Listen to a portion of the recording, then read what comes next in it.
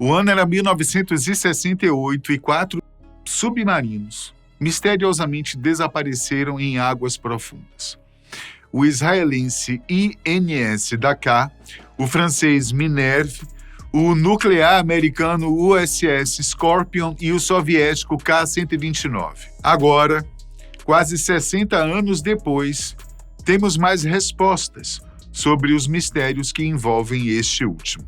E para entender a sua importância e por que alimentou tantas teorias durante anos, precisamos levar você numa viagem de volta ao ano 1960. O ano em que o estaleiro de Komsomolsk-on-Amur lançou ao mar o casco número 722. A OTAN o classificou como Golf 2 e a Marinha Soviética o chamava de Projeto 629A. O submarino de 99 metros, movido a diesel e eletricidade, K-129, era um de 6 submarinos de mísseis balísticos estratégicos do Projeto 629. Seus motores elétricos eram movidos por baterias de chumbo ácido e, apesar de não ser veloz, carregava 3 mísseis balísticos R-21, cada um com uma ogiva termonuclear de 1 megaton com alcance de 1.600 quilômetros. Somente disparava emergindo e erguendo um silo retrátil, o que em tempos de satélites espiões se tornava uma manobra arriscada, mas ainda assim suficiente para ameaçar Pearl Harbor a partir das águas profundas do Pacífico Norte. O K-129 deixou a base de Rabishi, na península de Kamchatka, para cumprir sua terceira patrulha estratégica em 24 de fevereiro de 1968. Seu comandante, o capitão de primeira classe Vladimir L. Kobzar, havia recebido ordens lacradas que só poderia abrir fogo depois de ultrapassar a linha Dateline. A bordo, de acordo com a contagem oficial soviética, havia 83 homens. Porém, documentos norte-americanos obtidos após seu misterioso sumiço colocaram a contagem em 98, incluindo técnicos de mísseis. A primeira semana desde a partida ocorreu sem anomalias. E na primeira semana de março, o submarino enviou 2 transmissões de rotina, sistemas em ordem e rota progredindo conforme o plano. Após essas 2 transmissões, o rádio calou. Foi na madrugada de 8 de março que hidrofones do sistema de vigilância de som da rede SOSUS, espalhados pelo fundo do Pacífico, captaram um par de ondas T-fase que muito provavelmente ocorreram devido a uma explosão subaquática. Foi então que analistas do Centro de Aplicações Técnicas da Força Aérea, a AFTAC, calcularam os tempos de chegada em 6 estações e desenharam, no mapa, um triângulo de probabilidade quase 1.600 quilômetros ao noroeste do Havaí. Não havia registro de terremoto, nem exercício naval, nem testes de cargas de profundidade naquele ponto. Outro evento de grande magnitude havia acontecido na profundidade das águas. Um detalhe, porém, permeava esses dados: o fato de que Moscou não dispunha deles. Quando o comando da frota do Pacífico percebeu que o K-129 estava atrasado em suas transmissões, lançou a operação de busca Sever 67, mas concentrou seus navios 300 milhas ao norte da posição real que os norte-americanos haviam calculado. Durante semanas, destroyers soviéticos cruzaram ondas encapeladas. Lançaram sonar de mergulho e, inclusive, enviaram um pequeno submersível, obviamente sem resultados de busca. Foi nesse momento que a inteligência americana decidiu agir. Da base submarina de Pearl Harbor, enviou o USS Halibut, um antigo submarino de mísseis polares que havia sido convertido em plataforma de espionagem. No porão, os engenheiros americanos instalaram braços articulados que podiam soltar peixes. Câmeras foram colocadas dentro de cilindros de aço, como uma cápsula de proteção que, dotadas de flashes estroboscópicos que as ajudavam a capturar imagens nítidas, mesmo na escuridão do fundo oceânico, e ainda suportar a pressão atmosférica do fundo. Conseguiram em agosto de 1968, após vasculhar 11 dias no fundo acidentado, avistar o que seria o casco retorcido do K-129. As imagens granuladas obtidas mostravam que a proa estava relativamente intacta, mas a seção intermediária fora destruída por algo de dentro para fora, o que havia desalinhado chapas de 6 centímetros de espessura. Essas fotografias chegaram às mãos da inteligência americana, a CIA, em outubro. Documentos relatam que o almirante Bob Ray Inman teria comentado: "Se houver um único livro-código inteiro lá, justifica a qualquer preço." Nascia ali a semente da Operação Azorian, missão clandestina que o povo americano só descobriria 6 anos depois pela imprensa. O plano exigia algo inédito: erguer um submarino de 3.600 toneladas de uma profundidade superior a 5.000 metros sem que o mundo percebesse. Para tal feito, e de forma a disfarçar seu real objetivo, a agência recrutou o bilionário Howard Hughes. Hughes anunciou que financiaria a extração de nódulos de manganês no fundo do mar, mineral que à época era muito cobiçado pela indústria aeroespacial. Começava então com um financiamento de 350 milhões de dólares de orçamento, no estaleiro de Sunship, na Pensilvânia, a construção do Rush Glomar Explorer, um gigante de 180 metros, dotado de um poço central, o Moon Pool, que acomodaria a seção recuperada do submarino, um conjunto de tubulações de perfuração parecidas com as usadas em plataformas de petróleo, mas terminando numa garra enorme projetada pelos engenheiros da Global Marine, o gigantesco braço apelidado de Clementine. Em junho de 74, o Glomar atracou discretamente na base de Long Beach, carregou víveres para 90 dias e singrou o Pacífico disfarçado de navio de pesquisa. A chegada ao ponto-alvo ocorreu em 4 de julho, data simbólica escolhida a dedo e que fazia a equipe lembrar do objetivo patriótico. Primeiro, boias acústicas confirmaram a posição exata do destroço. Depois começou a operação com a descida da garra, seção por seção de tubo de 20 metros, soldadas e parafusadas enquanto guinchos hidráulicos mantinham a tensão constante. Nas cabines, telões exibiam leituras de strain gauge, sensores que mediam deformações de materiais quando submetido a forças externas e que auxiliavam na integridade da operação. Qualquer pico fora do padrão exigia pausa.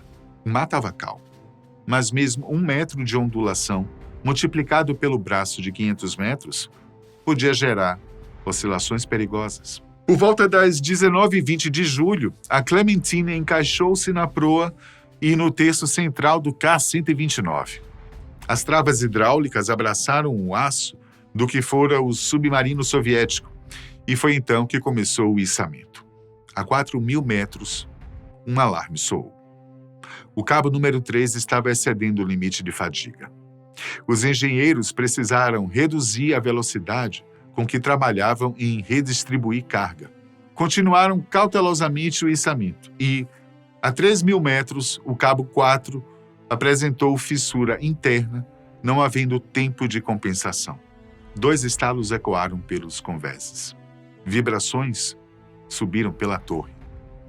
As telas mostraram que alguns temiam uma queda repentina de peso. Parte do submarino se desprendera da garra, afundando em sequência. O pedaço que restou, cerca de 30 metros de proa, subiu penosamente até o Moon Pool, local em que ficaria. A operação havia sido realizada à noite, sob cobertura de holofotes blindados e lona preta estendida sobre o poço de forma a esconder seus vestígios dos olhares curiosos do convés. Dentro da proa recuperada, o segredo soviético. Técnicos encontraram 2 torpedos presos em berços reforçados.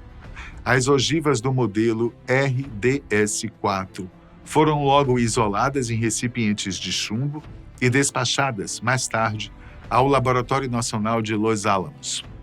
Num compartimento lateral, prateleiras metálicas guardavam livros de códigos cobertos por sacos de lona. Boa parte se desfez ao entrar em contato com o ar, mas 4 páginas se mantinham preservadas em tubo estanque. Segundo diretriz assinada pelo então conselheiro de segurança Henry Kissinger, os marinheiros foram filmados, identificados por uniformes e condecorações, colocados em caixões de chumbo e sepultados no mar com salva de fuzis, execução musical de Eternal Father e bandeira soviética sobre os ataúdes. O gesto só seria confirmado por Moscou anos depois, em 92, quando os Estados Unidos divulgaram parte do vídeo, já sem áudio. A proa não continha os 3 mísseis balísticos, localizado mais a ré, tampouco o compartimento de rádio, que caiu quando os cabos partiram. Ainda assim, o que veio à superfície bastou para transformar as informações obtidas em tempos de Guerra Fria. Criptoanalistas da NSA, a Agência Nacional de Segurança Americana, ainda demoraram 3 meses para desvendar os códigos da CryptoM, mas quando decifraram o primeiro conjunto de chaves diárias, descobriram que uma porção da frota soviética transmitia em claro sob a falsa certeza de segurança. Relatórios compilados até 1978 mostraram rotas de patrulha de submarinos Yankee no mar de Okhotsk, horários de troca de guarda em bases de Petropavlovsk e até comunicações logísticas sob transporte de torpedos de urânio de baixa assinatura. Essa janela de inteligência permitiu aos Estados Unidos posicionar hidrofones especiais em gargalos estratégicos, como o Estreito de Tsugaru, e alimentar programas secretos de vigilância descritos no livro Blind Man's Bluff.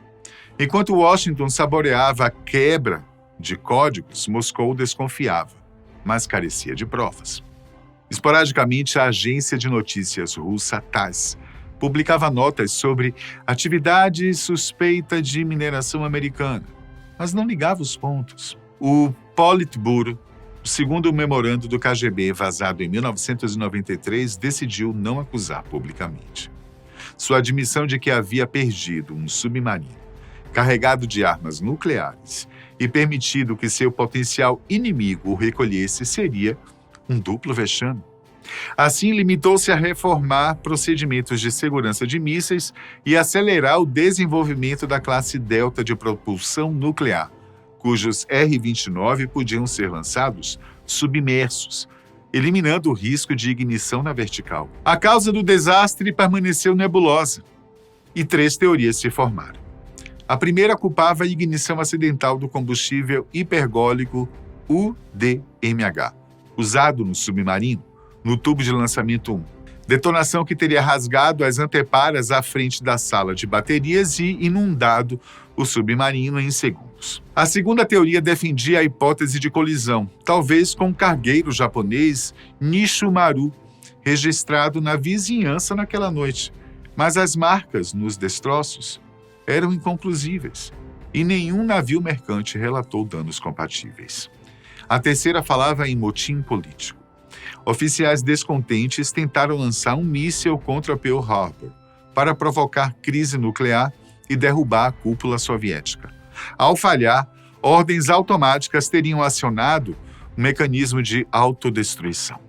A solução do mistério veio a público agora, em razão do relatório metalográfico de 2025, que descreve uma expansão radial de chapas a partir do tubo 1 e resíduos de UDMH e tetróxido de nitrogênio, confirmando a hipótese da explosão interna e sendo aceita pela maioria dos peritos. Já a operação clandestina do projeto Azorian e todo o esforço aplicado na recuperação do submarino permaneceu em segredo, até fevereiro de 75, quando repórteres do Los Angeles Times receberam pistas sobre um navio-grua de Howard Hughes recolhendo algo estranho no fundo do oceano. Confrontada com pedidos via lei de liberdade de informação, a CIA cunhou a célebre frase: "Não podemos confirmar ou negar". Resposta que ficaria conhecida como Glomar Daniel e acabaria entrando em manuais de direito administrativo.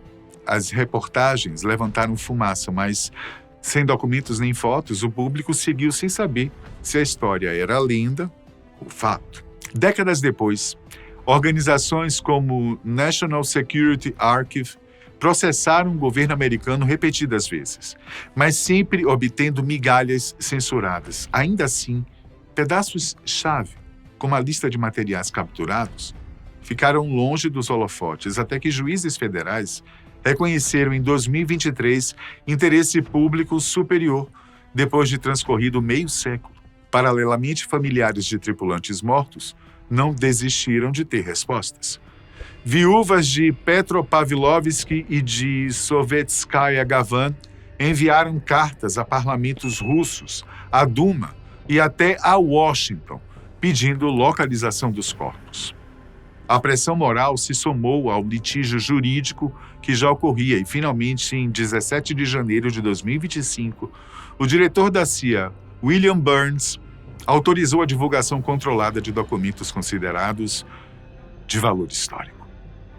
Assim se revelou que os Estados Unidos não só haviam esvaziado os cofres criptográficos do K-129, como também dispunham, desde 1975, de laudo que atribuiu o acidente à falha soviética. E esse detalhe encerrou teorias conspiratórias que pintavam o Halibut como navio Ariete ou insinuavam uso de cargas de profundidade contra o Golf 2.